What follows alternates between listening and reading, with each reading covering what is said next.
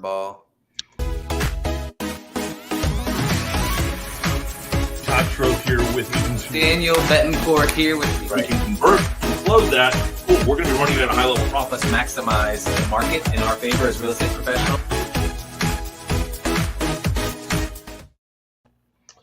Hey guys, happy Monday. Here we are, Todd Schroth, Daniel Betancourt, Agents Who Win. Daniel is coming to us from Epcot.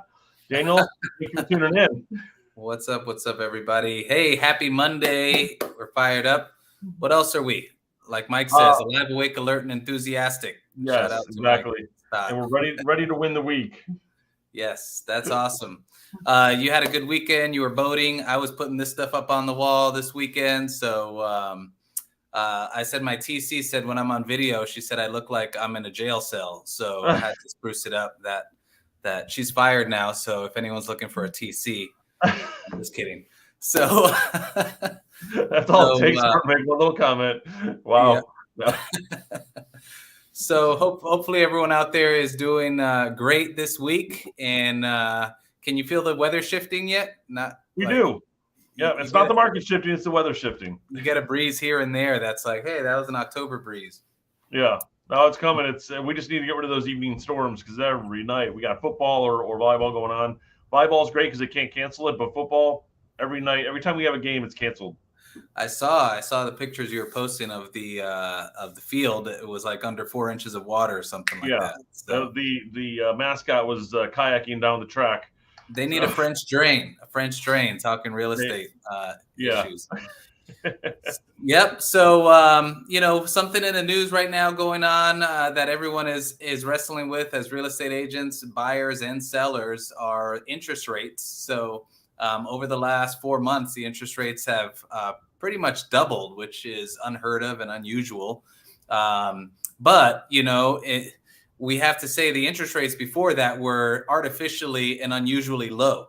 So right now, the interest rates are getting back to kind of what market they're saying 2008 to 2010. I mean, the rates are still low compared to what they were like when we bought houses back in the 90s and 2000s and stuff. Yeah. I mean, even when I bought a house in 2008, that was 7.5%. I thought it was a decent rate compared to what I had 10 years prior to that when I was buying my houses in 98. Yep, I was doing mortgages in 2006, 7, and 8, and 8% on second mortgages. There were 11%. That wasn't unusual. So the rates are higher than they were a few months ago. That's just the nature of the real estate market right now. And just like you can't go back and buy all the land, that Disney bought for 50 cents an acre, like he did, you can't go back and get last year's interest rates. So as real estate professionals, we just have to be able to not focus on the past, not look back, and just make the best meal we can make with the ingredients that we have, which right now the ingredients that we have are interest rates in the high fives for the most part on 30-year, maybe 6%. What I did see this morning on my team's huddle, we were talking interest rates, and I noticed on the 5-year ARM, it was the interest rate was around 4.5%. So for those of you who have never considered getting an ARM or never talked about ARMs because everyone's just been talking about 30-year fixed mortgages for the last lots of years, the 5-year ARM is an interest rate that's fixed for the first 5 years of the mortgage term. And then after that, the interest rate can adjust once per year. So it's a 5-1 ARM, and the rate on that right now is 4.5% on a 30-year. So that's a 1.5 discount off of the 30-year fixed. And the chances that a 5-year ARM, the chances that the interest rates in general will go down over the next 5 years is very, very, very high. So if a buyer is considering purchasing a home, they can get a 5-year ARM at a 4.5% interest rate, more or less. And then when interest rates come down over the next 5 years, they can refinance. And then if it's attractive enough, they can fix that rate for 30 years. Well, they have to also understand, how long you're going to be in the house when you're talking to your buyers. How long are you in the house for? And if you're in there for 3 years, great, do that. If you're going to be in there for 10 years, know you've got to refinance and you've got to track the stuff out. And I mean, I would take an ARM all day if I had a short-term plan or, had the right equity position to do that adjustable.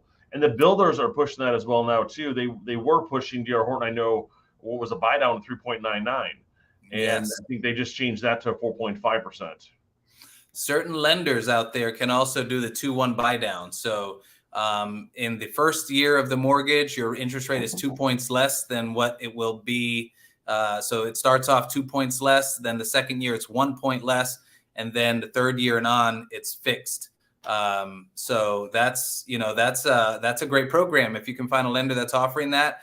But you just, want to crunch the numbers and use those financial calculators. In our MLS, there's financial calculators. They're probably one of the tabs that no one ever clicks on to explore, but it's on there on our MLS. And I was encouraging the team members to check out that tab. There's also a rent versus buy calculator. That rent versus buy calculator wasn't just invented while the interest rates were low. It's always, always, always been a good idea to own over renting, no matter what the interest rates are. And so this morning we were talking as a team about the reasons why somebody would want to be a homeowner rather than a renter.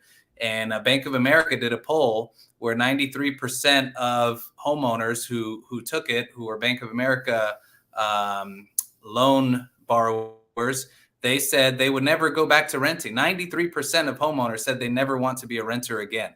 And that same, more or less around the same amount, 93% were happier as homeowners than they were as renters.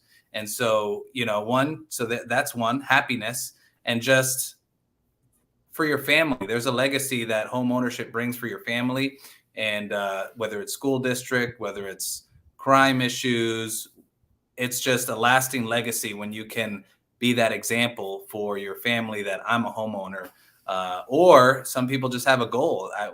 You and I both have sold first-time home buyers who were up in age. They were retirement age, and they've never owned a home until that point. So it's always a better idea. And what you said earlier, kind of the marry the house, date the rate.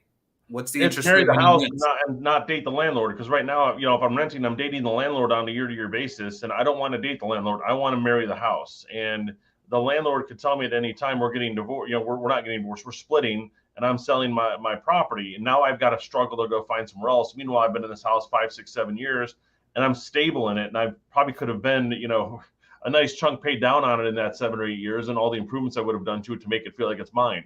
You never feel like it can be your property if you're renting. And why I've never rented anything. I've always owned a home. And I like it for that reason. And I can leave when I want to leave. When I want to leave is when I'm going to sell it. Or I keep it and rent it out and create that generational wealth. If I've got 2 or 3 houses, cool. Now I can sell those when my kids go to college, pay for the college, or give them an asset or something. You figure out what you want to do with them, but it's good to have. Yep, that's a great point. One that I haven't even thought of that much is when you're renting, you're at the mercy of the landlord. So let's say you pass that year and then you're month to month. On lots of occasions, you and I both have been hired as a listing agent, and the tenant's been in the house. There's a tenant in the house, and the tenant's been in the house for 7 years, 11 years, and they don't want to move. They don't remember the last time they moved. They're scared of what's going to be, what they'll be able to find. They haven't been home shopping for a rental in so many years. And had they purchased at some point during that time, they'd have equity, and they would be in a much better situation. So that's a huge thing. You don't want to be in that situation by yourself or with your family. So we've got some family friends that have been renting for 30 plus years, the same house. And I'm just like, how could you have not thought about buying back then? Or even buying that property? And they've just been comfortable. The landlord's the one with the long-term asset. They just keep doing it. We also have clients who rented recently who all of a sudden had their rents go from $2,200 to $2,900. That doesn't happen on a mortgage. You don't see that kind of that spike. And now they're pulling out of savings every month to pay that rent. Exactly. We're talking about 5-year ARMs that are fixed for 5 years. They also have 10-year ARMs, 7-year ARMs, 30-year fixed rate mortgages. So with the rents, you're at the mercy of the landlord again. So once a year, the landlord can jack up your rent, and then you're out there packing up all your stuff. It took me like 3 years to unpack my stuff when I moved into my house. Like, I think I still have stuff in boxes. It would be hard to imagine packing, like moving once a year. Oop, you just logged out, Daniel. Hard to think about. So that's it. If you're an agent out there, you just have to be able to communicate that with customers, because the rates are not going to magically come down within the next 6 months or a year. So you have to, this is the market that we're in, and you have to be able to communicate that and talk about the emotions, not just sell with logic, not just crunch numbers and say, hey, you only a clown would choose this over that. You have to let them know on the emotional basis why it's important, why they'll love being a homeowner over being a renter. Well, that's understanding the profile of the client you're talking to and how to have that conversation, because it is not all about numbers for some is about emotional. And, if you need to be able to show the logic behind a lot of it. And it's just how you show that logic, I guess, is what it comes down to. Yeah. So Jamie Miller, our guest speaker at one of our events about 10 days ago, 2 weeks ago, he was saying how people, they make decisions based on emotion and they justify it with logic. They typically don't make the decision based on logic. They make it based on emotion and then they justify it with logic.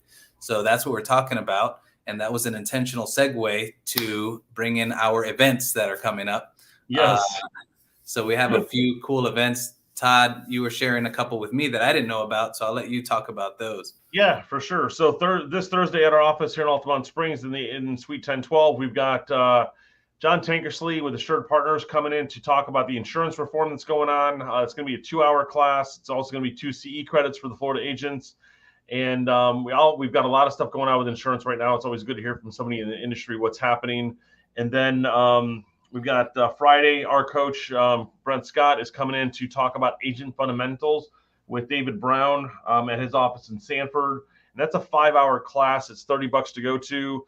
And they're talking about the 5 to 25 challenge, which is 5 people a day, 20 people a month will get you to 2 deals a month if you run that process. The agent wheel, and then lead generation strategies that are going to work for you. And then obviously we all have problems with time management. That's one of the top things that they're talking about. And then the 19 things they don't teach in real estate school. So it's going to be a jam-packed 5 hours on that. That's Friday and kind of a 5-hour event. Again, CE credits. You're going to get 5 CE credits for that as well. And then you got one coming up as well. Yes. So October 6th, we're having an event, and it's all about time blocking. So our guest speaker, I'll share with you in the future who our surprise guest speaker is going to be. But he's someone that leads a team that does over $80 million a year in volume. And we just had a coaching session last week all about time management. And that's something that we can all always be improving with. And so it was a great session, and we decided we should turn this into an event. So we're going to have this on October 6th. So put that in your calendars, October 6th. Something that a lot of agents struggle with, and I can attest as a coach. First thing that agents will complain about is they don't have enough time in the day to do everything that they want to get done. And it doesn't matter if they're doing 7 deals a year or they're doing 70 deals a year. The complaint is the same. They don't have enough time. So there's something that the one who's doing 70 is doing that the one who's doing 7 is not doing, because they both feel like they don't have any more time to do more transactions. And I remember feeling that way when I was doing 20 transactions a year and I would see people doing 40. I would think, man, I'm so busy. I can't imagine doing twice as many. There's not enough hours in a day. And then, when this is just going to be a value-packed event that we're going to be doing. So just connect with us. If you want an invitation to that, you can send either one of us a message, and we will put you on the list. And anything else for today? I'm excited to get the week started. Yeah, same here. We've got a busy week ahead of us. We got quite a few closings going on this week, and a lot of new clients that have come in over last week looking to relocate down here. So we're out hustling, getting ready for those appointments as well. Yeah. All right. Well, that's awesome. We're getting ready for the fourth and final quarter of the year to make it a strong one. So we have business planning workshop coming up. Nice. And I forgot about that. And I will drop that in our channel. It's on the 27th, but I got to see the time on it. But that is the other thing we got coming up this week, the rest of this month. When is the best time to plan for next year? It's around this time. Right. Yep. Exactly. You don't want to do it on January 1st or January 5th. You want to be doing it now. So that's awesome. We'll get more information on that one soon, but thank you for that. Yep. Well, everyone have an amazing week, and we'll see you next time. Sounds good, guys. Have a good one. Take care.